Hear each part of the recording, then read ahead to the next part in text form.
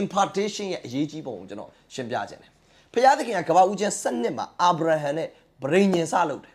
ဖခင်အာဗြဟံကိုခေါ်တယ်ကမ္ဘာဦးကျန်းစနစ်မှာတော့အာဗြဟံကိုဖခင်သခင်ကမင်းကိုလူမျိုးကြီးဖြစ်စေမယ်တနည်းအားဖြင့်မင်းရဲ့အမျိုးအနွယ်တွေကိုငါကောင်းကြီးပေးမှာမင်းအမျိုးအနွယ်တွေကိုငါချီးမြှောက်မှာလေဝိဆိုတာအာဗြဟံရဲ့40မြောက်ဖြစ်တယ်ဒီမှာဘာဖြစ်လဲဆိုတော့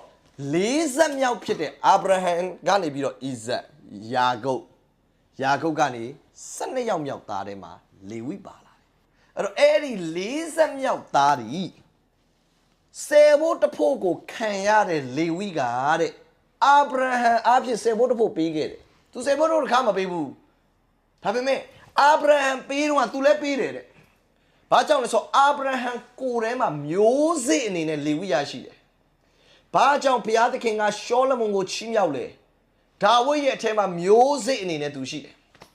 တရက်ကျရင်သူဟာ impartation ရမယ်သူတယောက်ဖြစ်တယ်ဣသရေလနိုင်ငံဆိုတာယာကုပ်ရဲ့သား12ယောက်ကနေဖြစ်လာတယ်အဲ့ဒီ12ယောက်ကနေလူမျိုး12မျိုးဖြစ်လာပြီးတော့ဣသရေလနိုင်ငံဆိုတာဖြစ်လာတယ်အဲ့ဒီ12ယောက်ကအာဗြဟံရဲ့ဘယ်နှဆက်မြောက်လဲဆို40မြောက်ဖြစ်တယ်ကြည့်မင်းတို့ငါလူမျိုးကြီးဖြစ်စေမယ်ဆိုတဲ့ချိန်အဲ့ဒီလူမျိုး12နွယ်ကဘယ်နှဆက်မြောက်လဲဆိုတော့40မြောက်မှာဖြစ်တယ်အဲ့ဒီလူမျိုး12နွယ်ကျမ်းစာဒီလိုပြောတယ်အာဗြဟံကိုမင်းသားတွေကအဲဂုတုမှာကျွန်ခံရလိမ့်မယ်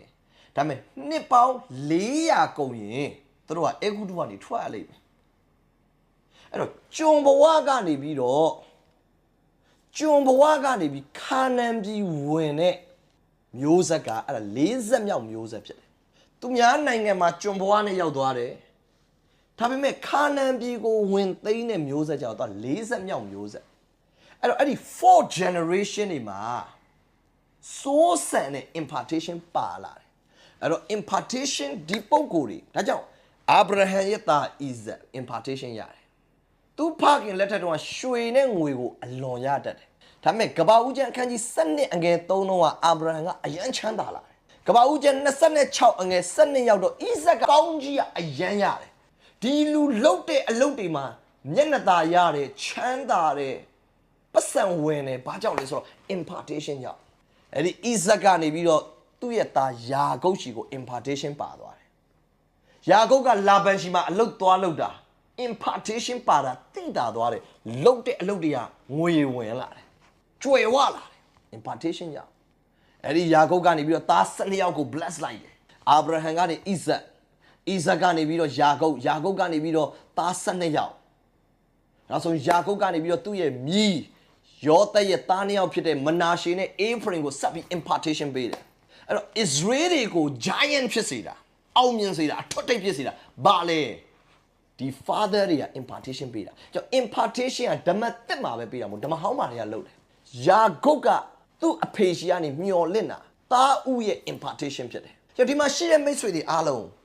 ကျွန်တော်တို့ကိုကြော်စောစေတာအောင်မြင်စေတာ impartation သင်ကော impartation ကိုစာငတ်သလားအဲ့တန်ရှင်တော်ဝိညာဉ်တော်ရဲ့ impartation တိုင်းတာသင်သွားရင်တရားကြီးကျယ်အောင်မြင်လိမ့်မယ်ဣဇက်အောင်မြင်တာ spiritual bloodline ကြောင့်ဖြစ်တယ်ကျွန်တော်ဖခင်သခင်ဟာ covenant God ဖြစ်တယ်သင်ကအဲ့ဒီ covenant တွေကသားသမီးဖြစ်တယ်ဆိုရင်သင်ချာပေါ့သင်ကထွတ်တဲ့ရောက်ပါဖခင်သခင်ကဒါဝိဒ်ကိုငါဗြိဉ္ဉ်ကိုမဖြတ်ဘူးတဲ့ဘယ်တော့မှလဲကောင်းကင်နဲ့မြေကြီးမတည်တော့လဲငါစကားတည်လိမ့်မယ်ဒါဗြိဉ္ဉ်စကားဖြစ်တယ်ဘာလို့ယေရှုခရစ်တော်လာလဲဒါဝိဒ်ရဲ့သားတော် hallelujah sons of David ဘုရားခင်ကရှင်ဘုရင်ကိုဒါဝိဒ်ရဲ့ genealogy ကနေပဲလာစေတယ်ဒါဆိုရင်ဘသူတွေကခေတ်တစ်ခေတ်ရဲ့နံပါတ်1တွေဖြစ်လာမယ် impartation နဲ့ဆိုင်